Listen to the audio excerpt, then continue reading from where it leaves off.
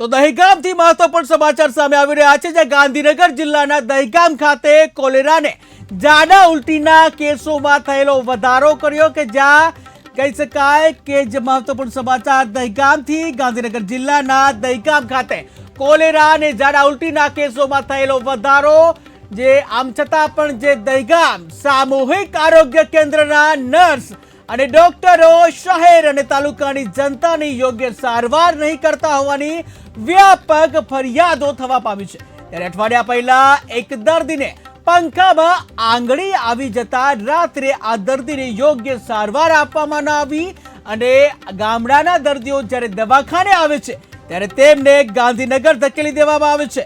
તો પછી આ દવાખાનાનું શું કરવાનું?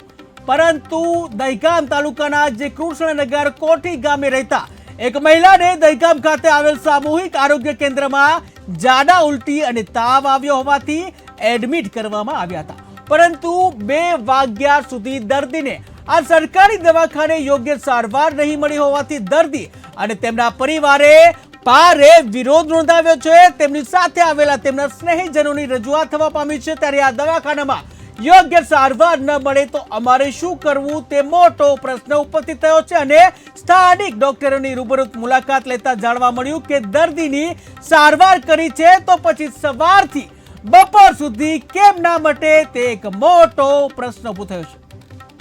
ગરીબ માણસ છીએ, હવે તાત્કાલિક જો ઘર જતા રહીએ। હવે કોઠારીમાં તો 25-30 હજાર રૂપિયા લે છે। અત્યારે હાલ અમારે ઘેર જઈને ખાવાનું નહીં, એ અમને ઝાડા ઉલટી થઈ ગઈ। હા, બસ કાલની જ થઈ ગઈ છે ને આજે છે ને નહીં મટતી, એટલે તમે કે ગાંધીનગર જાઓ કે તમે દાખલ કરી કે તમે હવે ગાંધીનગર જાઓ કે અહીં નહીં મટકે। ગરીબ માણસ છીએ, હવે તાત્કાલિક જો ઘર જતા રહીએ। હવે કોઠારીમાં તો 25